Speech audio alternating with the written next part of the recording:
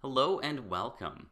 My name is Adrian Stevens, and thank you for joining me here today for Enterprise 171, and this is an introduction to OAuth 2. In this class, we're going to explore the core concepts of using OAuth 2. We'll start by discussing the benefits of OAuth 2, and then we'll explain how we register with a server to allow our mobile applications to access a protected resource. And then finally, we'll talk about the different ways we can use OAuth to access those resources, and when we might choose one connection style over another. And we call these flows. So let's start with why we want to use OAuth. To fully understand and appreciate OAuth 2.0, we need to see where it came from and who created it. And this will help explain some of the design decisions as well as the problems OAuth attempts to solve.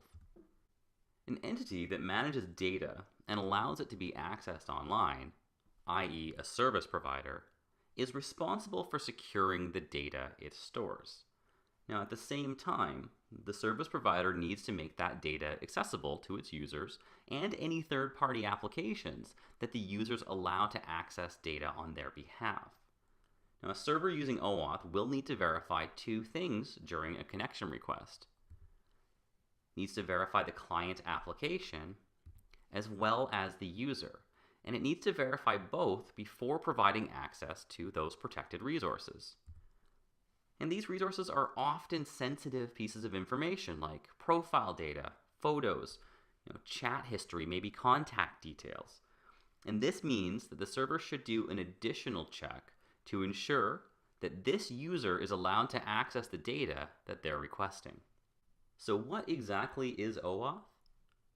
OAuth is an open standard designed to grant authorization to a protected resource.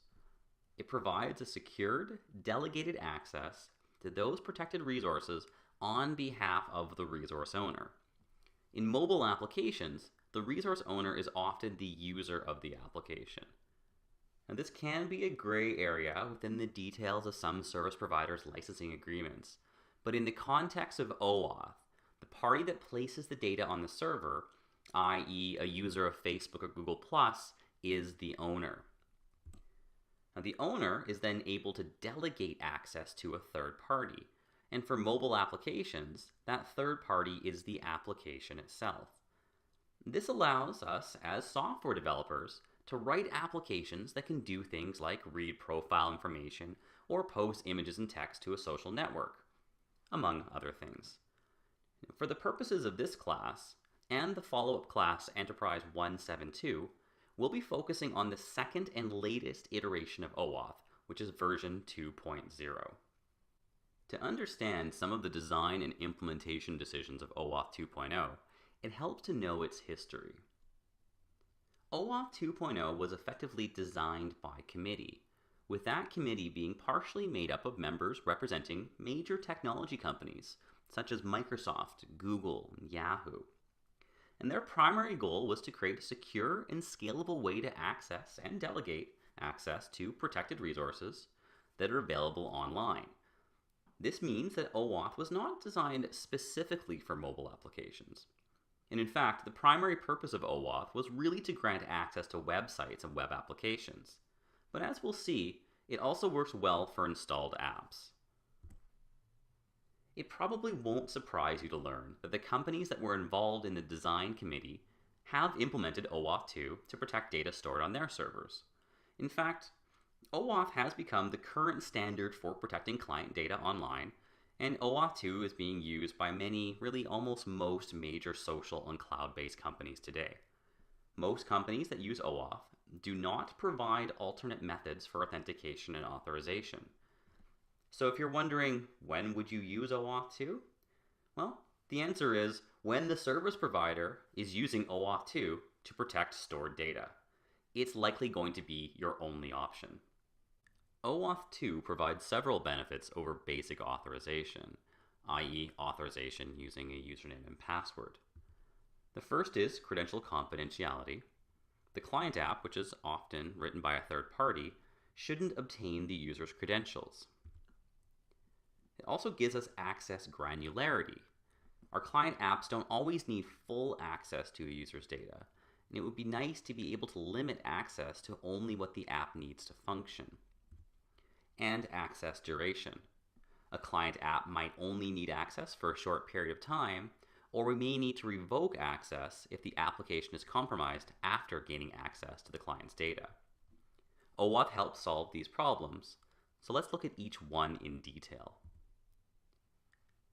In the traditional client-server model, the owner was required to provide their username and passwords directly to the client or the applications in order to access a protected resource or service. And the problem is, if we provide our credentials directly to a third-party application, we can't control what happens to our username and password. The app may store them longer than necessary, and we don't know if they're being stored securely. Ideally, the client app should not obtain the user's credentials at all. OAuth 2 has a solution. The user's credentials pass through a web view control and then onto the server, but are not made available to the client application. The HTML comes directly from the server and is presented either in a web control or using the default browser. And this means that the application is not responsible for creating or presenting that login UI. Again, with the traditional approach, like basic authentication, the app would send the username and password with every data request. However, we don't want the app to obtain and store user credentials. This is solved using something called an access token.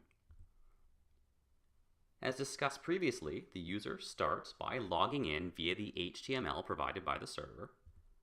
Then the server gives the app a unique access token representing the user's delegated access permissions for that third-party application.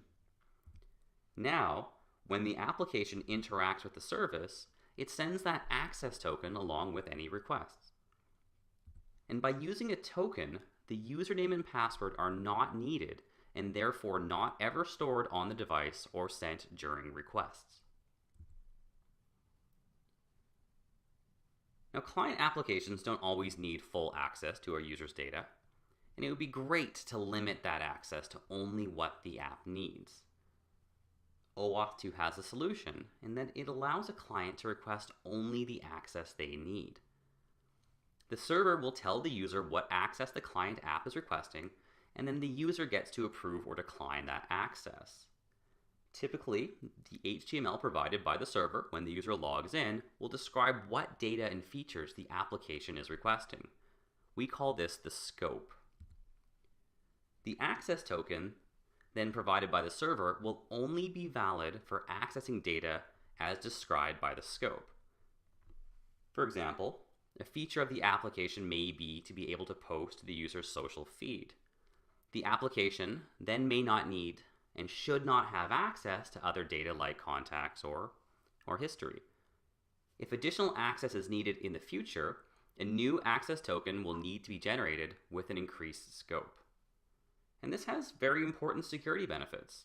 It means that the user is aware of exactly what an application is able to access, and if the application or the device is compromised, the damage is limited to what is accessible in the scope.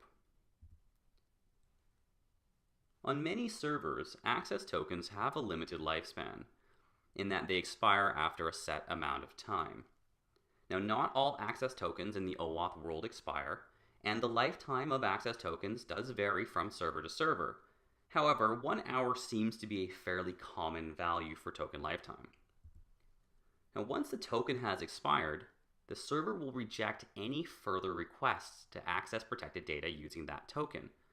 And then to continue, the app needs a new valid access token. This behavior is ideal when short-term access is needed for a particular resource. Expiring tokens are very useful if access to a resource is only needed for a limited amount of time.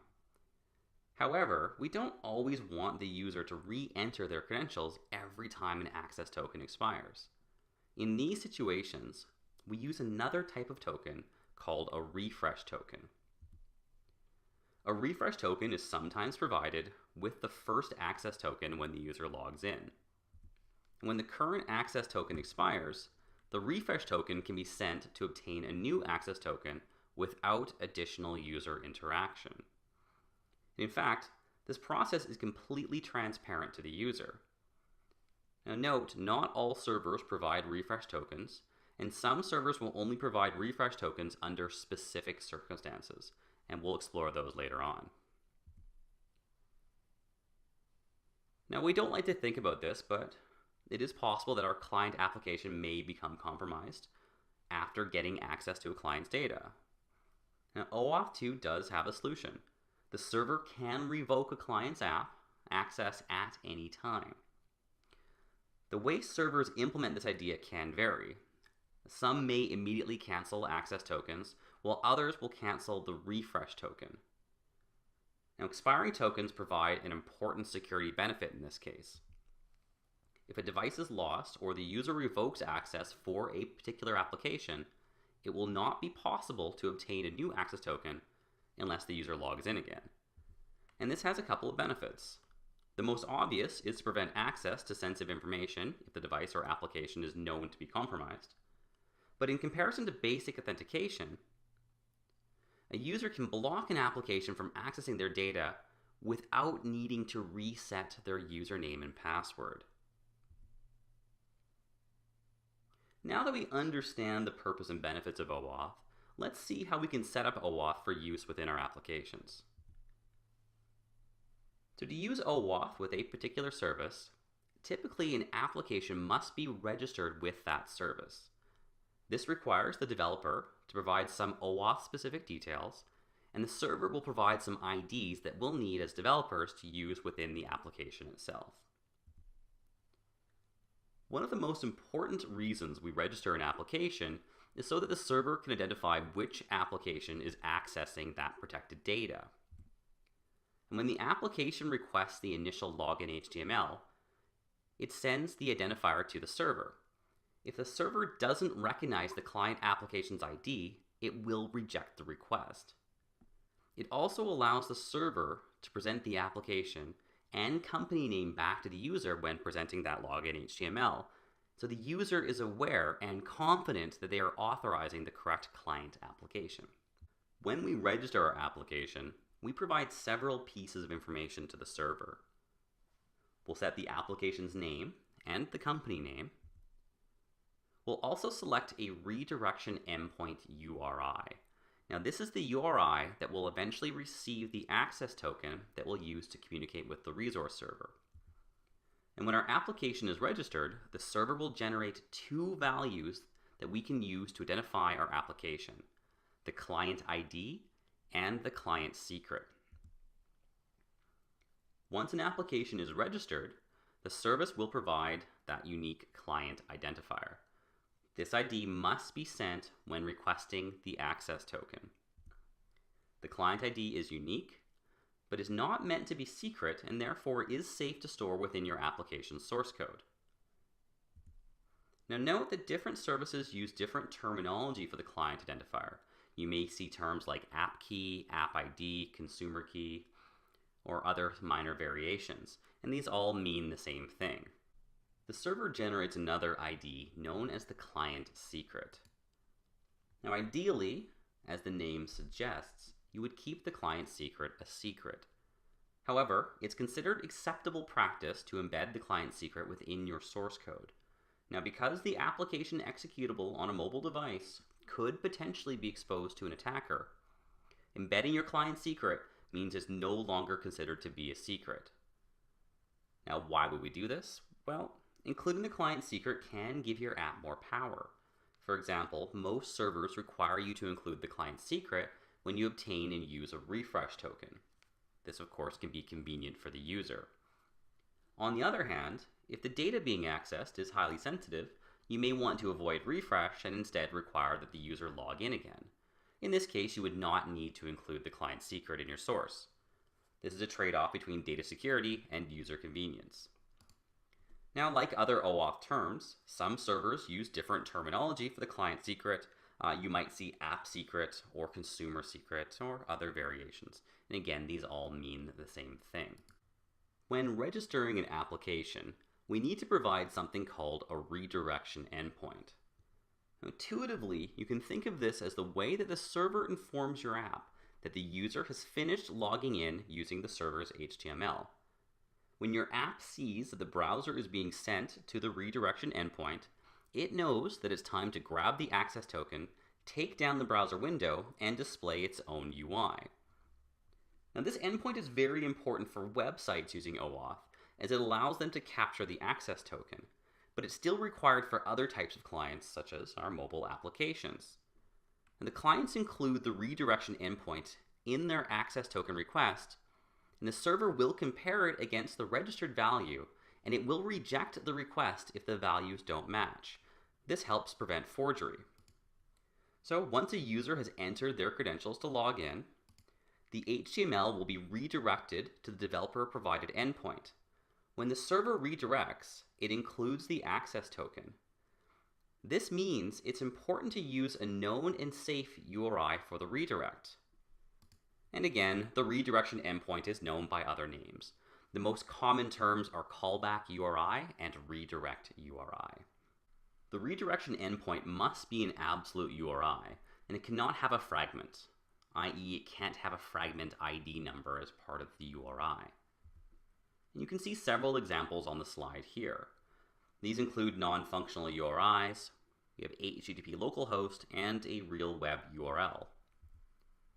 And the allowable values for a redirection endpoint vary from service to service, and you will need to check the server's documentation. Also, don't assume that an endpoint that worked on one service will be guaranteed to work on another. For a mobile application, you don't need or want to use a valid web address because the HTML will be directed to that address. And this means that the access token will be sent to that web server and possibly logged. The access token allows access to the user's data, so it should be kept confidential. If possible, use something like HTTP localhost so the access token is not sent and logged outside of the application. You may also be able to use a fictitious URI scheme, and this is also an excellent choice for a mobile app. A quick tip: if a URI isn't working, try adding a subdomain such as /redirect to the end of that endpoint. Some services require this and it's not always well documented. The registration process is typically fairly straightforward. You'll be required to create a user account and possibly enable development for your account, and often this is without additional cost. You'll then register an application, and you'll be able to set things like the application name, your website, your company name, possibly the scope for your app, i.e. the level of access, and additional details like a logo, and the details vary by server. Now, the service will generate the client ID and client secret, and you'll want to make a copy of these values for use in your app. And you provide a redirection endpoint. This can be changed after the application has been registered, which is very handy if you need to experiment to find a valid URI. Now, when we negotiate authentication with an OAuth protected server, we often have a choice on connection options. We call these flows. And as we'll see, different flows on the same server may have different user experiences and provide different levels of power to your application. We'll start by examining the different flows available in OAuth 2, as well as pointing out which flows are the most common. This will allow us to choose the best flow for our mobile app. We have several different options when authorizing using OAuth 2. The procedure will vary by the type of client, whether the user trusts the application, and if the application developer wishes to refresh access tokens automatically. We'll go through each of these in detail.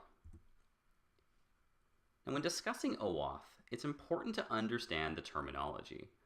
Now, knowing the official terms makes it easier to understand your server's documentation, or even the OAuth specification if you find you need to study OAuth in depth. We have a resource server, and this is the server hosting the user-owned resources that are protected by OAuth, i.e. the API provider. We have the resource owner.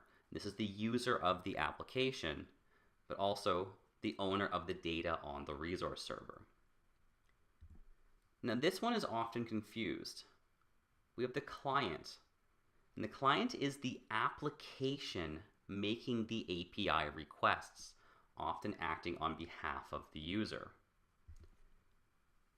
And we have the authorization server.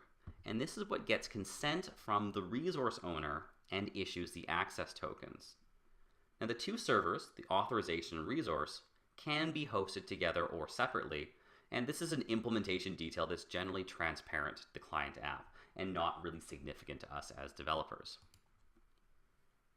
There are many types of connected hardware and many types of applications. We have installed apps and websites.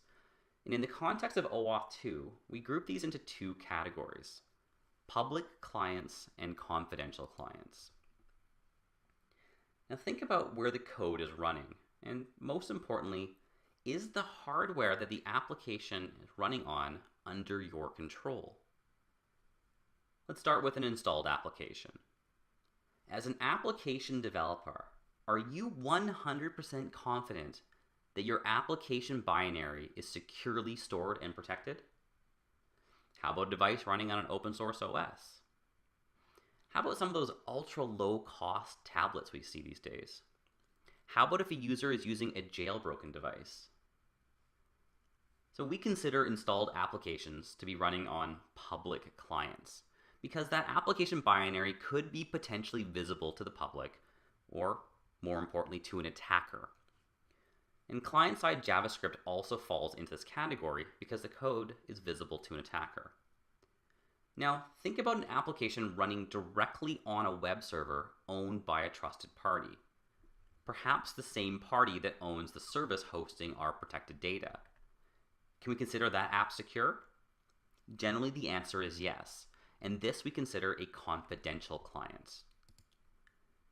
As application developers, we can't assume the user's device is secure, which means we can't assume our installed binary is secure.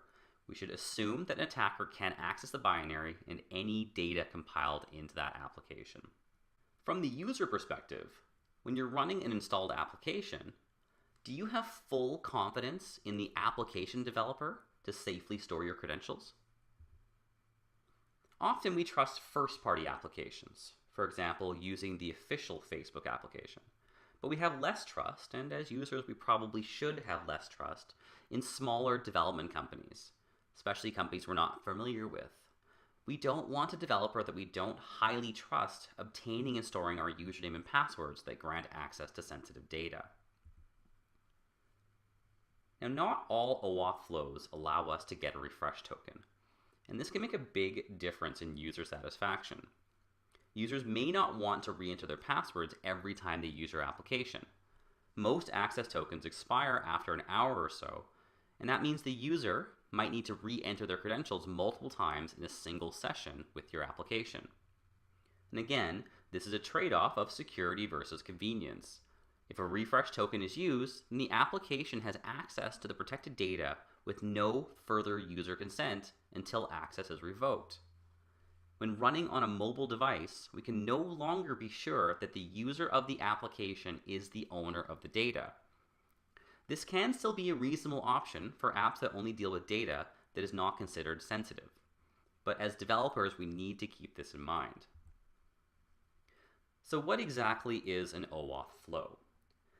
Well, simply put, it defines the sequence of steps required between the user, the application, i.e. the client, and the server to authorize a user and grant access to the client. OAuth defines multiple flows, and the steps are different for each. OAuth 2.0 defines 4 standard flows, all with different purposes. And the list is the implicit flow, the authorization code flow, the password credentials flow, and the client credentials flow. Like other OAuth terms, you might see different names for the flows. Sometimes they're referred to as grant types, and the flow names have some unofficial variations as well. Now, the implicit flow has the lowest requirement for an application, i.e. a client, and that's the lowest requirement for authentication, and was designed for public clients, like our mobile applications. First, the client sends their client ID and endpoint URI to the authorization server, which will send back the HTML to let the user log in. Now, once the user successfully logs in, the authorization server returns the access token to the client at the redirection endpoint. And the app needs to detect that the browser is being sent to the redirection endpoint. This is what signals to the app that the user login is complete. And the client application can now access a token to make requests against the resource server and manipulate the user's data according to the scope. Now notice that the client secret is not used in this flow. This is because an attacker could potentially read the client ID and secret from the compiled application binary. Because this flow does not need the client secret, the app binary does not need to include it.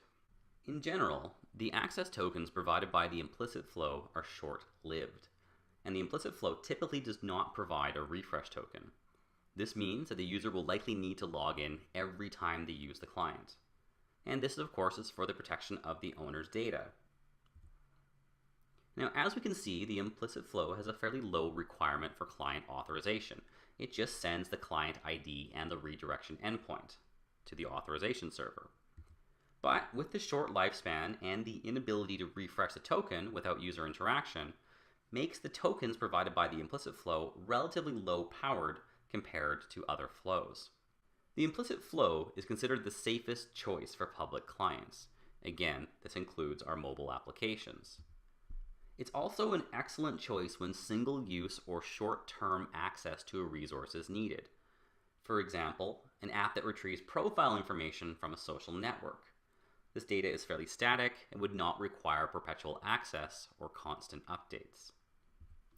Now this moves some of the security burden from the client, which we don't have full control, to the user who will need to authenticate via the HTML login more often. Now, for example, any app that deals with sensitive data would want access to expire quickly and require the user to log in on every use. Now, some servers, when using the implicit flow, provide access tokens that don't expire. This means that only a single login is required by the user, but we don't need to expose the client secret in our application binary. Of course, as we've discussed, this does reduce the effective security of OAuth, but it makes the client applications more user-friendly. As always, consult the documentation for the service you're accessing to find out if those access tokens expire. The next flow we'll discuss is the authorization code flow. Now, this flow has higher requirements for app authentication and was originally designed for confidential clients, i.e., applications running on trusted hardware like code running directly on a web server that the developer controls and secures. Now, the first step is similar to the implicit flow. The client sends the client ID and the redirection endpoint to the authorization server. The authorization server then sends the HTML to let the user log in. If the user logs in successfully, the authorization server sends an authorization code to the provided redirection endpoint. Now, this authorization code is an intermediate value. It is not the access token. The client will then send the authorization code back to the authorization server along with the client ID and now the client secret. And if everything is successful, the authorization server will send back the access token to the client. Many servers can also provide a refresh token when the access token is delivered, and if so, the client should securely save the refresh token for future use. Now, the access token is then used to access the user's data on the resource server. Like the implicit flow, access tokens created during the authorization code flow are typically short-lived. And this flow requires that we send both the client ID and the client secret to the authorization server. In particular, this flow often allows the client to get a refresh token so they can generate new access tokens without user interaction. For mobile apps, you should only use the authorization code flow when you need the extra power it provides. Generally, this means you want to get a refresh token. And for example, a social networking app that needs continuous access to update personalized feeds would likely want to use the authorization code flow. Using this flow in a mobile app isn't considered bad practice. However, keep in mind this does create extra risk for the user's data since the user won't need to log in every time they use the app. And it means that the client secret is no longer considered secret if it's being compiled into the app's binary. We're now going to talk about a couple of other flows which you might see in OAuth documentation, but neither of these are appropriate for third-party mobile applications. Now the third flow is the password credentials flow.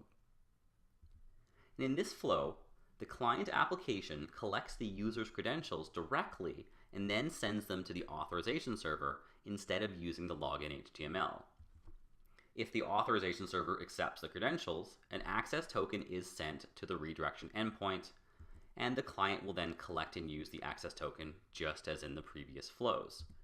Now with this flow, even though the application does handle the user's credentials, it exchanges the credentials for an access token and should not store the credentials locally. This flow is for situations where the resource server has a very high level of trust for the application, i.e. the client. This flow is sometimes used by first-party applications. As an example, Google might use this to authorize a user within one of their own applications, but should never be used in third-party applications. In fact, in our experience, most servers don't make this flow available for third-party developers. It's also worth noting that many first-party developers just use the authorization code flow instead of providing another flow for their own applications. Now, unless you're developing your very own service, it's highly unlikely you'll ever use this flow. Now, our final flow is the client credentials flow, and in this flow, there is no user involved. The client, i.e. the application, has unique credentials which it sends to the authorization server. The authorization server then returns an access token to the redirection endpoint, and the access token is then again used to access the resource server. This flow requires the client to have its own credentials. Ideally, these credentials would be unique to each installation of the app, which is challenging to implement for installed applications. The data being accessed would be unique to the client, but not tied to a specific user. And this flow is intended for server-to-server communication. For example, the server could automatically obtain information from other servers that it then uses to generate nightly reports. Like the client credentials flow, most servers do not make this available to third-party developers, so it's unlikely that you'll use this flow in your mobile apps. So which flow should you choose? Well, we know password credentials flow and the client credentials flow are generally not appropriate for mobile applications, so right away we can narrow our choices down to two. The implicit flow was designed for public clients like our mobile apps and should be your preferred flow. It lets you keep your client's secret a secret, and the lack of a refresh can help keep the user's data secure. However, if the access tokens provided by the implicit flow are short-lived and you need to use refresh tokens, it's considered okay practice to use the authorization code flow. For either flow, you should make every effort to store the tokens securely and avoid capturing the user's credentials. And this brings us to the end of Enterprise 171, and thank you very much for joining me here today. Be sure to look for Enterprise 172, where we explore how to use the Xamarin Auth component to access a service protected by OAuth 2. If you have any questions about the content covered here today, remember, as Xamarin University students, you do have exclusive access to the Xamarin University forums, or be sure to ask your favorite instructor, either in the Enterprise 172 class or schedule some one-on-one time using the office hours. Thank you again, and hope to see you in a live class very soon.